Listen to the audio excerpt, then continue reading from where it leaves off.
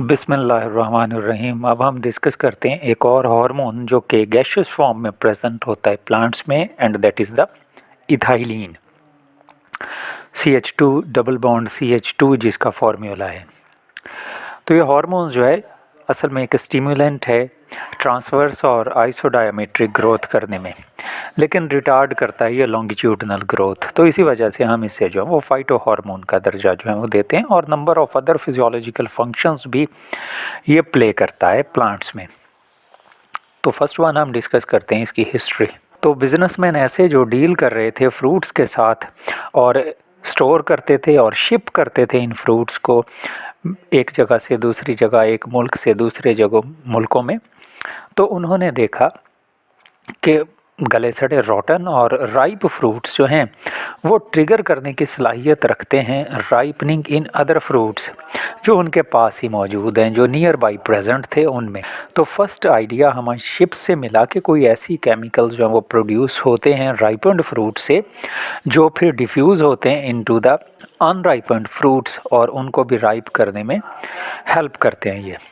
तो कज़न ने 1918 में ये फाउंड किया कि राइप ऑरेंजेस वो कोई वोलेटाइल कंपाउंड जो है वो प्रोड्यूस करते हैं, और वो सब्सटेंस जो है वो इन ऑरेंजेस से निकल के पास पड़े हुए केलों में चला जाता है और उन केलों को भी राइप करवाने में रोल प्ले करता है। तो 1934 में गेन ने फाउंड किया कि राइपनिंग को काज करने वाला जो वोलेटाइल सब्सटेंस है that is the ethylene. Gas chromatography से उसने पहली दफ़ा ये एक्सट्रैक्ट कर लिया इथाइलिन जो है। तो इथाइलिन जो है वो प्लांट्स में प्रोड्यूस होता है from an amino acid that is the methionine, और it is formed in almost all plant parts, roots, leaves, flowers, fruit, seeds etcetera. हर एक प्लांट पार्ट में ये प्रोड्यूस होता है, और इसकी मैक्सिमम सिंथेसिस जो है वो उस वक्त होती है जब प्लांट्स जो हैं वो राइपनिंग कर रहे होते हैं। क्लाइमेटेरिक राइपनिंग मींस कि इनमें रेस्पिरेटरी एक्टिविटी इंतहाई ज़्यादा हुई हुई होती है, तब ये फ्रूट्स और टिश्यूज़ जो हैं वो फिर प्रोड्यूस करते हैं और तेज़ी से अंडरगो हो जाते हैं सेनेसेंस में, कि उनमें एजिंग का प्रोसेस जो है वो फिर तेज़ हो जाता है। तो ये तो थी इसकी अर्ली डिस्कवरी। नेक्स्ट हम डिस्कस करते हैं फंक्शंस जो कि परफॉर्म करता है इथाइलिन, और ये नंबर ऑफ फंक्शंस परफॉर्म करता है काफ़ी सारे। तो नंबर ऑफ फंक्शंस ये जो परफॉर्म करता है वो हम देखें तो ग्रोथ में इम्पॉर्टेंट रोल प्ले करता है, ग्रेविटी के रिस्पॉन्ड को थोड़ा कम करता है, senescence, abscission, apical dominance, dormancy breaker, sex expression, FCC acid formation, growth, rice seedling की करवाता है, रूट इनिशिएशन, और सबसे इम्पॉर्टेंट वन फ्रूट राइपनिंग करता है। तो हम शुरू करते हैं ग्रोथ से। इथाइलिन जो है that is responsible for the inhibition of longitudinal growth, कि लंबाई के रुख पौधों को ग्रो नहीं करता, लेकिन स्टिमुलेंट के तौर पर रोल प्ले करता है ट्रांसवर्स हॉरिजॉन्टल ग्रोथ, और एक्सिस को स्वेल करता है कि पौधों को थोड़ा थिक करवा देता है ये जो है। ग्रेविटी के रिस्पॉन्ड को कम करता है ये। ग्रेविटी हमें पता है वो प्लांट्स पर असरअंदाज हो रही होती है काफ़ी तरह से, तो ये उसके लिए प्लांट्स को लेस सेंसिटिव बना देता है ग्रेविटी के लिए। तो इसी के वजह से रूट्स जो हैं वो एपोजियोट्रॉफिक हो जाती हैं, लीव्स और फ्लावर्स जो हैं वो हमें पता है ड्रूप हो जाते हैं ग्रेविटी की वजह से, जैसे ये मॉन्स्टीरा में हम देखते हैं।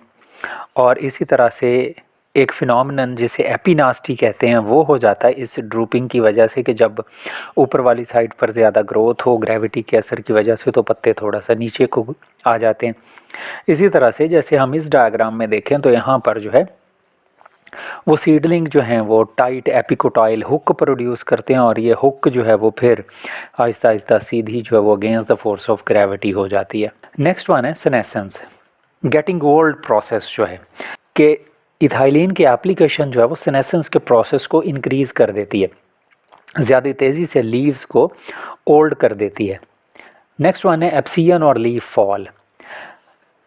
एप्सियन of various parts such as leaves, fruits, flowers, ये भी इथाइलिन जो है वो स्टिमुलेट करती है, कि इसकी प्रेजेंस की वजह से ज़्यादा तेज़ी से पत्ते जो हैं वो गिरना शुरू हो जाते हैं। उसकी वजह ये कि ये हाइड्रोलेसिस प्रोड्यूस करती है एप्सियन लेयर पर, उस जगह पर जहाँ पर पेटियोल जो है वो अटैच है स्टेम के साथ, तो वहाँ पर ये हाइड्रोलेसिस प्रोड्यूस करती है जो फिर रिस्पॉन्सिबल होता है हाइड्रोलिसिस ऑफ स्टार्च और अदर कंपाउंड्स तो लीव्स जो हैं वो फिर डिटैच हो जाते हैं उस एप्सियन लेयर बना के, उस स्टेम से एप्सियन लेयर बना के। एपिकल डोमिनेंस है। एपिकल डोमिनेंस जैसे हमें पता है कि सिर्फ ऐसी कंडीशन होती है जिसमें एपिकल बर्ड जो है, जो सबसे टॉप मोस्ट बर्ड है, वही ग्रो होता है, जैसा कि ऑक्सिन्स जो हैं वो एपिकल डोमिनेंस करते हैं। तो इथाइलिन जो है it also promotes the apical dominance, और ये लेटरल बर्ड्स को डॉर्मेंट रखता है कि लेटरल बर्ड्स को ग्रो नहीं करने देता। तो हेल्प करता है ये इस सिलसिले में ऑक्सिन्स की, या ये ऑक्सिन्स के साथ मिल के दोनों जो हैं वो रिस्पॉन्सिबल है एपिकल डोमिनेंस काज करने के। नेक्स्ट वन है डॉर्मेंसी ब्रेकर। डॉर्मेंसी हमें पता है कि वो कंडीशन जिसमें सीड और बर्ड जो है वो ग्रो ना कर रहे हों, वो सीज्ड हो उनकी ग्रोथ, तो ये कंडीशन कहलाती है डॉर्मेंसी। तो ये डॉर्मेंसी ब्रेकर के तौर पर रोल प्ले करते हैं इथाइलिन जो है। एक और इम्पॉर्टेंट वन वो है सेक्स एक्सप्रेशन। जैसा कि हमने सीकेज में भी डिस्कस किया कि ये ऑक्सिन्स में भी हमने डिस्कस किया कि इथाइलिन जो है वो फेमिनाइजिंग इफेक्ट काज करता है सेक्स एक्सप्रेशन पर, कि जेनेटिकली जो मेल प्लांट होते हैं कैनाबिस के, उनको हम इंड्यूस कर सकते हैं कि वो फीमेल फ्लावर प्रोड्यूस करें in the presence of ethylene. और नंबर ऑफ़ फीमेल फ्लावर्स जितने ज़्यादा होंगे उतना ही हमें पता है कि ज़्यादा जो है वो फ्रूट बनेंगे, क्योंकि ओवरी जो है that is responsible for the formation of fruit. तो सेम वे क्यूकम्बर में भी, जो कि मोनोइशियस प्लांट होते हैं, मोनोइशियस मीन्स एक ही प्लांट में दोनों जो हैं वो फ्लावर प्रेजेंट होते हैं, मेल फ्लावर अलहदा लगते हैं, फीमेल फ्लावर्स जो हैं वो अलहदा लगते हैं। लेकिन ये बड की कंडीशन में अगर हम इन्हें अप्लाई कर दें तो इनमें सलाहियत मौजूद है कि they convert the sex of the flower, और मेल फ्लावर को फीमेल फ्लावर में कन्वर्ट करवा सकते हैं, जिससे ज़ाहिर है प्रोडक्शन जो है वो थोड़ी इन्हांस हो जाएगी, इंक्रीज़ हो जाएगी हमारे क्यूकम्बर की। एक और इम्पॉर्टेंट वन फंक्शन इनका है फॉर्मेशन ऑफ एब्सिसिक एसिड। तो ये एब्सिसिक एसिड की फॉर्मेशन कर देते हैं लीव्स में, स्पेशली उस वक्त जब ड्राउट की कंडीशन हो, वाटर शॉर्टेज की कंडीशन आ जाए पौधे को, ताकि एब्सिसिक एसिड बने। तो वो एब्सिसिक एसिड असल में रिस्पॉन्सिबल होता है कि फिर स्टोमाटा को क्लोज़ करवाता है, ताकि पौधे में से वाटर लॉस जो है वो मिनिमम हो सके। राइस सीडलिंग की ग्रोथ करवा देते हैं ये। तो रैपिड इलोंगेशन काज करता है राइस सीडलिंग में स्पेशली। तो स्ट्रेस की कंडीशन में असल में इथाइलिन जो है वो इलोंगेटेड ग्रोथ काज करता है, जबकि शुरू में हमने देखा था कि ये अमूमन पौधों को इलोंगेट नहीं करवाता या उन्हें ज़्यादा लंबे नहीं करता। तो असल में ये इलोंगेशन ऑफ लीफ बेसिस करता है और इंटरनोड्स को इलोंगेट कर देता है, स्पेशली डीप वाटर कंडीशन में, ताकि पौधा जो है वो अबव द वाटर आए और फोटोसिंथेसिस कर सके और रेस्पिरेशन प्रॉपर कर सके अपना। नेक्स्ट वन है रूट इनिशिएशन। लो कंसंट्रेशन में इथाइलिन जो है वो हेल्प करता है रूट इनिशिएशन में, और स्पेशली लेटरल ग्रोथ को और रूट हेयर को ग्रो करवाता है, जिस वजह से ये अब्सॉर्प्शन के लिए सरफेस एरिया जो है वो प्लांट रूट का वो इन्हांस कर देता है, ताकि प्लांट ज़्यादा इजीली और एफिशिएंटली वाटर और मिनरल एब्सॉर्ब कर सके। और सबसे इम्पॉर्टेंट वन फ्रूट राइपनिंग है, कि राइपनिंग में ये हेल्प करता है स्पेशली क्लाइमेक्टेरिक फ्रूट्स में। क्लाइमेक्टेरिक फ्रूट्स ऐसे होते हैं जिनमें राइप होते हुए रेस्पिरेटरी एक्टिविटी जो है वो ज़्यादा तेज़ी से होती है, और डिहिसेंस काज करता है ड्राई फ्रूट्स की, कि ड्राई फ्रूट्स जो हैं वो पकने के बाद फट जाते हैं।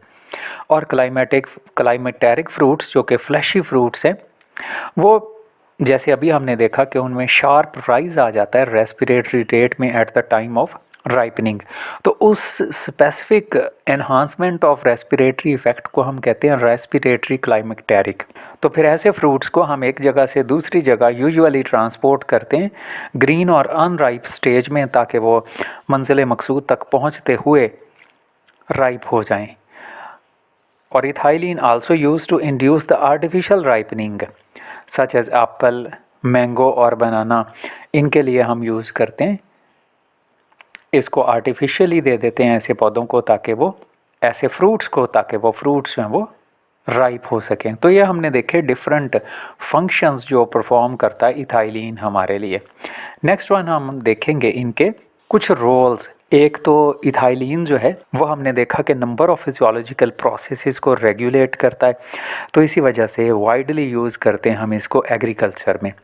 और जो कॉमनली कंपाउंड यूज़ होता है इथाइलिन ऑब्टेन करने के लिए आर्टिफिशियली, उस दैट इज़ द इथोफैन और एथरल, जो असल में होता है 2 क्लोरो इथाइल फॉस्फोनिक एसिड। और एक्वस सॉल्यूशन जो है वो ethephon is readily absorbed and transported to various parts, और ये फिर रिलीज़ करता है स्लोली इथाइलिन। तो इथाइलिन जो है वो हमारे लिए सबसे इम्पॉर्टेंट वन तो रिस्पॉन्सिबल है फ्रूट राइपनिंग में। फ्रूट राइपनिंग में जैसे कैरोसिन लैंप्स हैं, वो प्रीवियसली हम यूज़ करते थे कलर डेवलपमेंट और राइपनिंग ऑफ फ्लैशी फ्रूट्स के लिए। जैसे हम बनाना, मैंगो, एप्पल और टोमेटो वगैरह जो हैं वो ऐसे राइप करवा लेते थे। तो असल में होता ये कैरोसिन की बर्निंग की वजह से इथाइलिन असल में प्रोड्यूस होती है। तो ethylene lamps are now specially used for this purpose कि वो राइपनिंग काज करते हैं। फेमिनाइजिंग इफ़ेक्ट जैसा हमने रोल्स में डिस्कस किया था, वो इसका रोल्स में हमने डिस्कस किया था कि एक्सटर्नल सप्लाई जो है वो very small quantity of ethylene ये इंक्रीज़ कर देती है फीमेल फ्लावर की तादाद को और क्यूकम्बर में, जिस वजह से फिर उसके फ्रूट्स जो हैं वो ज़्यादा हो जाते हैं। स्प्राउटिंग ऑफ स्टोरेज ऑर्गन्स हैं, राइजोम है, जैसे कॉर्म्स हैं, ट्यूबर्स हैं और सीड्स जो हैं पीनट वगैरह के, और अदर स्टोरेज ऑर्गन्स जो हैं can be made to sprout, कि हम इन्हें उगा सकते हैं, जर्मिनेशन स्टार्ट कर सकते हैं अर्ली। और अर्ली इनकी स्प्राउटिंग कैसे? With the application of ethylene. एक और रोल जो कि इम्पोर्टेंटली ये प्ले करता है वो है थिनिंग। थिनिंग मीन्स कम कर देना, हम थिन कर देते हैं। तो एक्सेस फ्लावर्स जो हैं या यंग फ्रूट्स जो हैं उन्हें हम उतारना चाह रहे हैं पौधों से, ताकि जो बाकी बचें, थोड़े फ्रूट बचें, वो ज़्यादा एक तो रिज़र्व फूड मटेरियल इस्तेमाल कर सकें और दूसरा उन्हें स्पेस ज़्यादा मिले ताकि वो बेटर ग्रो कर सकें। तो उसके लिए हम इसे अप्लाई करते हैं। तो ये फिर एप्सियन कुछ की काज कर देता है, जिस वजह से फिर फ्लावर्स जो हैं या यंग फ्रूट्स जो हैं वो थोड़े थिन हो जाते हैं, तो बाकियों को ग्रो करने का ज़्यादा मौका मिलता है, बेटर ग्रोथ होती है। तो ये हम यूज़ करते हैं फिर इसे कॉटन में, चेरी में और वॉलनट में, ताकि बाकी के फ्रूट्स जो हैं वो प्रॉपरली ग्रो कर सकें। तो ये था हमारा इथाइलिन। नेक्स्ट हम डिस्कस करेंगे इंशाल्लाह अगले लेक्चर में एब्सिसिक एसिड।